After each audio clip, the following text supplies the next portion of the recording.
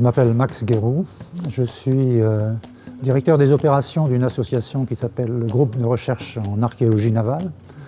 Dans le cadre des activités de cette association, nous avons monté un projet sur l'île de Tromelin, où un navire de la Compagnie des Indes qui s'appelle l'Utile a fait naufrage en 1760. Et en montant un certain nombre d'opérations sur cette île, on a élucidé la survie d'esclaves malgaches qui avaient été laissés pendant 15 ans sur cet îlot. C'est par le biais d'un doctorant, Sébastien Clarac, que nous avons été mis en contact avec Max Guéroux et que nous avons pu proposer l'accueil de l'exposition Tromelin à l'Université de Perpignan.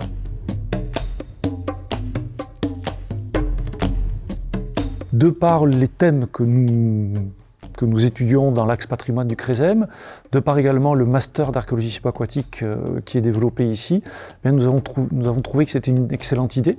Donc il a fallu trouver des partenaires, donc la bibliothèque universitaire comme lieu d'exposition, la fondation comme relais et mécène également pour tout ce qui était installation de l'exposition. Et donc c'est parce qu'il y avait cette conjonction entre la pédagogie et la recherche que l'université était intéressée.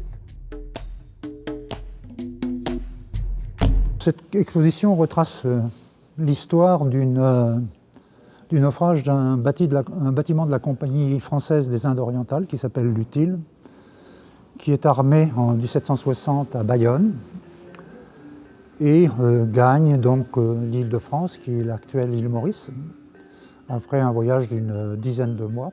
Le capitaine, qui s'appelle Lafargue, n'obéit pas aux ordres qu'il a reçus et achète 160 esclaves malgaches qu'il compte ramener non pas directement à l'île de France, parce que ça aurait été un peu compliqué de les débarquer alors qu'il avait l'interdiction de les ramener, mais à l'île Rodrigue, qui est un peu à l'est de l'île de France, pensant les ramener par petits paquets par la suite. Sur le voyage du retour, il emprunte une route inhabituelle et passe à proximité d'une île qui s'appelle à l'époque île de Sable, et à la suite d'une erreur de navigation, s'échoue sur cet îlot. Il faut vraiment mesurer que Tromelin est un endroit un peu particulier, puisque éloigné de toute vie habitable. Et très souvent, Tromelin est surreprésentée sur les cartes, puisqu'en fait, elle ne fait que 1 km². Donc on peut imaginer aussi la surpopulation qu'elle a vécue pendant les 56 jours de présence des naufragés français et des esclaves malgaches, avant que les Français s'en aillent et abandonnent leur triste sort, les esclaves malgaches. On s'est penché sur cette histoire à la fois par le biais de l'histoire, pour retrouver l'histoire du bateau, de son naufrage et de ce qui s'est produit avant et après. Et très rapidement, on s'est aperçu qu'il y avait un blanc complet pour la période de séjour des esclaves, entre 1761 et 1776. Et on a décidé de monter une opération d'archéologie à la fois sous-marine et terrestre.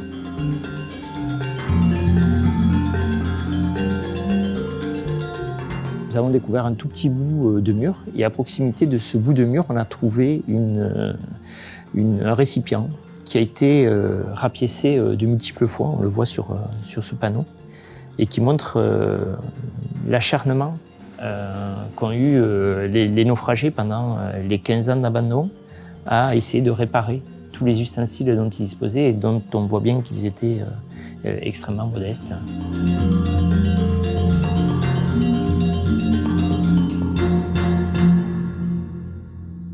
Sur cette maquette, on voit un véritable village. Et en fait, en 2006, on n'avait découvert que cette petite partie. Et il s'est avéré que ce village est beaucoup plus vaste et montre aussi une capacité à faire face aux éléments, y compris en dépit de leur culture, puisque pour eux, construire en dur, c'était construire des tombes. Et on peut imaginer aussi le traumatisme psychologique que ça peut être. Le commandant de l'Utile, lui, a vu s'écrouler ses rêves de richesse et de fortune. Le second, Castellan du Vernès, il s'appelle, écrit au ministre de la Marine une lettre qui est remarquable, qui commence par « L'humanité m'engage de vous faire part ». Et ça, c'est 11 ans après le naufrage. Et le ministre l'écoute et lui dit « Envoyez-moi un rapport et des cartes ». Et il faut encore 3 ans avant que les secours arrivent.